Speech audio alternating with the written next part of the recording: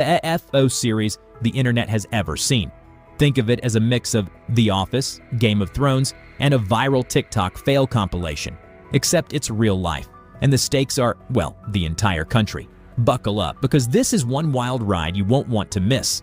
Spoiler alert, it's going to be a bumpy, laugh out loud, I can't believe this is happening kind of journey.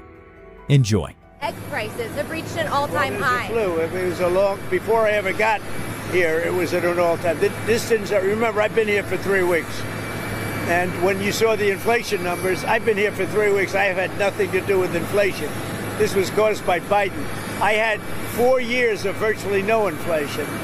So I'm just taking over. But I'll tell you what, this country has made more progress in the last 3 weeks than it's made in the last 4 years. The Trump administration's policy machine, because it's working overtime like a caffeinated squirrel on a treadmill. Every day, it feels like there's a new executive order dropping faster than TikTok trends. 1 minute, you're sipping your morning coffee, and the next, you're scrolling through headlines like, wait, what did he just sign now? The sheer magnitude of these policies is staggering. It's like Trump has a buy one, get 50 free deal on executive orders, tax reforms, immigration crackdowns, trade wars, environmental rollbacks. It's a policy buffet, and everyone's plate is overflowing, whether they asked for seconds or not. But here's the kicker. While these policies are making waves in Washington, their ripple effects are hitting. You care about that, right? You want hardworking Americans. Okay, great. Then why didn't you vote for Kamala Harris, who wanted to do a 25% down payment on a home for people that are struggling to live paycheck for paycheck? Why didn't you vote for Kamala Harris, who does not? Hold on. I'm going to tell you who's going to pay for it. That was my next point. Donald Trump gave the biggest tax breaks to the top 1% in this country and his billionaire friends. Kamala Harris wanted to lower the tax bracket to 27% for income families that are making under $400,000 total income. Donald Trump is going to do the opposite, just like he did in his first administration. So I believe you, sir, David, when you say you think it's terrible that people can't afford a home, that people are losing homes. I'm with you 100% on that. Then why would you vote against your interest and vote for a guy by the name of Donald J. Trump, who does not want to give tax breaks to those that are struggling, who does not want to give a $25,000 down payment to people that are struggling, living paycheck to paycheck? Why do people like you vote against your own interests? So you're saying that she was going to tax other people? So yes, the top 1%. No, that's not how it works. She doesn't want to give. I'm going to explain it. I'm explaining it to you. She doesn't want to give the biggest tax breaks in decades to billionaires and CEOs of Fortune 500 companies. Most Democrats agree with Kamala Harris that they want the rich to pay their fair share. Now, what do I mean by that? I'll tell you why. If you're making $25,000 a year, you shouldn't be paying the same percentage on taxes as somebody like an Elon Musk. But MAGA Republicans and the people, with all due respect, that you voted for, Donald Trump, do not want to change their tax bracket percentage-wise to the billionaires. You see, if billionaires paid a higher percentage on their taxes and those living paycheck to paycheck got a break on their taxes, which is exactly what Kamala Harris wanted to do, then the people that you say you're... Those are other people paying for my house. They're paying a higher percentage. It's not... That money, and then... It's not... It's not... It's a... Because it's a loan, and over time you would have to pay it back. And you know why they'd be able to pay it back? Because Kamala Harris, wait for it, wanted to lower their taxes. Hey there, this will be short. 3 things. Number 1, yes, it's a coup, and the Republicans in the House and the Senate are in on it. Number 2, Doge is not a thing. The president is not legally allowed to create a department without congressional authorization. So what we have are a bunch of randos, led by a rich guy, firing people and stealing our private data. Trump and the Republicans sold our country to this man for the low price of $277 million, paid to Trump and Republicans. And number 3, Musk and his goonies are not cutting waste. They're doing 2 things: closing the agencies that were investigating Elon's companies, and taking food and medicine from those with the least and giving the money to the wealthiest. How proud they must feel to take from those who have the least. And again, the Republicans are not only in on it, they helped plan this. Cowards and traitors, all. Hang in there. Love your neighbors. Sorry. Elon Musk's latest role in Donald Trump's second administration has left many wondering, is he running the government, or is the government running for its life? As head of the Department of Government Efficiency, Doge. Yes, like the meme, Musk has taken a hacksaw to federal agencies, slashing budgets, firing officials, and effectively turning Washington into his personal startup. Times that when he got into office, he was going to bring down prices, bring down grocery prices. The inflation has been high ever since COVID, and he promised he would bring that down. But it's obvious to me now that that was not true. Egg prices have skyrocketed. The bird flu is killing all the birds, and he doesn't seem to be doing anything about that. He's stopping disease communications from the disease centers in America, pulled us out of the WHO. Like, how does that help anything? And yeah, all he's been doing is taking away rights and freedoms, or trying to. He's not doing anything about the economy. So yeah, we totally regret our vote at this point. We've had a really tough time here in North Carolina. Half of my house got washed away in Hurricane Helene, and I applied for FEMA assistance and we got approved. But now Trump is canceling FEMA and emergency assistance to people. Ladies and gentlemen, gather round. If you're out there thinking, wow, my day couldn't possibly get worse, let me stop you right there. Take a seat, grab some popcorn, and prepare to feel a little better about your life. Why? Because the MAGA crowd is currently starring in their own... I don't even know how to start this. I try to accept the fact that people have differences of opinion when it comes to politics, and, you know, would she have been the right choice for America? Was he the right choice for America? What have you? He's got a tough stance on immigration. She had a more lenient stance on immigration. She had a tough stance on taxing the rich. He has a more lenient stance on taxing the rich.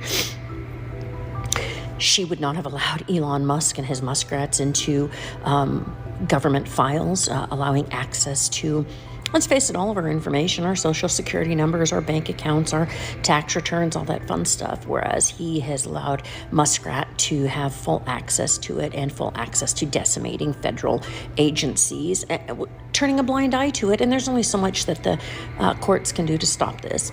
You have Elon Musk threatening senators and congressmen, if you don't support Trump, then we'll make sure that you're not nominated again, and what have you. And again, I can accept the fact that everybody has different views and opinions, but what I cannot accept, and I will not accept, and you can go to hell if you do accept, is the fact he is threatening to take over other countries. I don't give two whether it is Canada, whether it is the Panama Canal, whether it is Greenland, whether it is the Gaza Strip.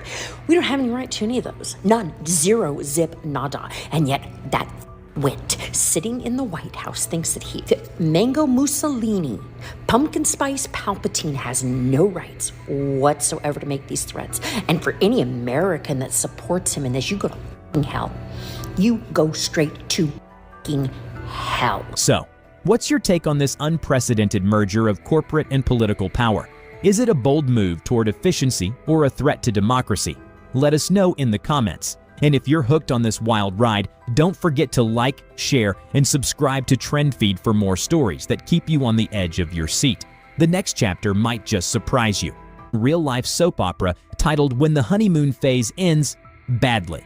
You see, they're slowly realizing that life under the Trump administration isn't all sunshine, rainbows, and red hats.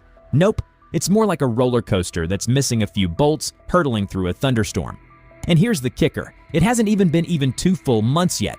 Trump's already sending shockwaves across the country, leaving the MAGA community in a state of what just happened. This is serious shit. This is really serious shit what's going on with fucking Elon Musk and you, Trump. You. When I was a diehard Trump supporter, I was offended to my core when Hillary Clinton called us a basket of deplorables. Fuck, was she right? It's like they ordered a luxury cruise, but ended up on a rowboat in a hurricane. From policy flip-flops to headline-grabbing controversies, it's been one FAFO moment after another. And let me tell you, the American internet is feasting on this like it's an all-you-can-eat buffet of chaos. So you're saying in 2025 we have an African American president? No, I said we're having a South African president. So, today, my friends, I bring you the most hilarious, jaw-dropping, and downright absurd. So J.D. Vance is now threatening judges, and he's warning them not to rule against the Trump administration under any circumstance. Here is what Vance just posted on his government account. Let's give it a read. Quote, "If a judge tried to tell a general how to conduct a military operation, that would be illegal. If a judge tried to command the attorney general in how to use her discretion as a prosecutor, that's also illegal. Judges aren't allowed to control the executive's legitimate power." First of all, that's false. Even the Supreme Court justices have the power to strike down any executive order should they deem it to be unconstitutional. Even in lower courts, states are allowed to sue the Trump administration if they view one of his executive orders to be illegal, and then a judge can take that case up and rule in favor of the states, which we just saw happen with the lawsuit involving Doge having access to the Treasury Department payment system. So not only is Vance incorrect when he says that, but he is also telling every judge in America that if they dare to rule against the Trump administration, then they will be in violation of the law and that he will try to hold them accountable. This is an intimidation tactic being implemented by the Vice President of the United States to try to force judges into submission. Hopefully they don't listen. Hopefully they keep holding the line because, like I said, this is the end of democracy should judges kowtow to this. Unlike his other ventures, though, this one doesn't require Senate confirmation. Musk's companies, unsurprisingly, are thriving under his watch. SpaceX and Tesla pocketed billions in federal contracts, sparking concerns that the government might just be his latest acquisition. Meanwhile, legal scholars are raising alarms over his unchecked authority, arguing that his role violates the Appointments Clause. If Musk were a government employee, he'd need Senate approval. But as a special advisor, he can operate with all the power and none of the paperwork, a loophole so big you could fly a Tesla Cybertruck through it. His efficiency drive has been, well, efficient, but mostly in causing havoc. Thousands of federal workers have... It appears that our president has a sense of selective memory. This is the president who said on day one he was going to bring the price of eggs down. On day one, the price of groceries would go down. On day one, his presidency would end the war in Ukraine. At some point, the American people have to realize they've been duped. This president is a salesman of sorts, but not a salesman of goods, a salesman of false dreams, and suggesting to people that he has a magic wand, and then when it's time to perform, he blames it on the last person. I'll remind you that our economy was strong both times he took over the presidency, and within a very short period, he took it to the bottom.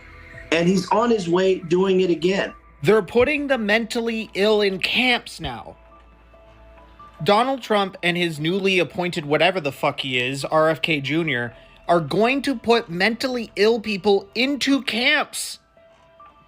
Are we not paying attention, America? Like, come on. RFK Jr. goes after widely used antidepressants, claiming they could be a threat to Americans. This is a report from the Vanity Fair. Shout out to Under the Desk News, who broke this first. Within hours of taking the role, he released statements that they are view that a threat is posed by the widely prescribed SSRIs, or selective serotonin uptake inhibitors, like Zoloft, Lexapro, and Prozac. This is prescribed to 13% of American adults. They're going to make this go away. They don't want this to happen anymore. Just in case I haven't made it clear enough, if you still support President Musk and the First Lady, Donald Trump, and Special Government Intern J.D. Vance, you're actual f***ing vermin. Folks, let's talk about ordinary Americans like a tidal wave. Imagine waking up to find out your healthcare premiums just doubled, or your small business is caught in the crossfire of a trade war, or your favorite national park is now a drilling site. It's like playing a game of policy roulette, except the stakes are your wallet, your job, and your future. And let's not forget the emotional roller coaster. One day, you're cheering the God-sent savior during campaign. Yay! And the next, you're crying because your cost of living skyrocketed. Boo!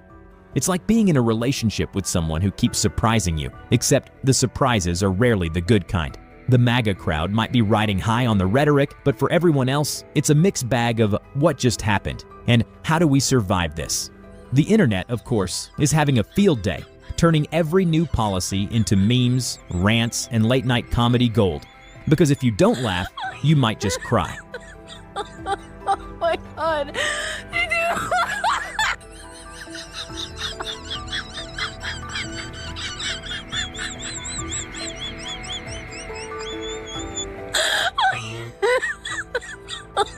Oh my God. Been laid off, USAID programs were abruptly terminated, and the CDC saw a 10% reduction in staff.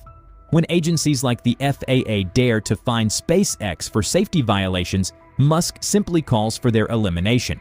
His push to weaken financial regulations, just as he prepares to launch X money, raises eyebrows and possibly interest rates. With lawsuits mounting and a Supreme Court battle looming, Musk's government experiment could soon hit a legal speed bump. But until then, he remains the de facto CEO of America, blurring the lines between democracy and a Silicon Valley boardroom, where shareholder votes are optional and the loudest voice always wins.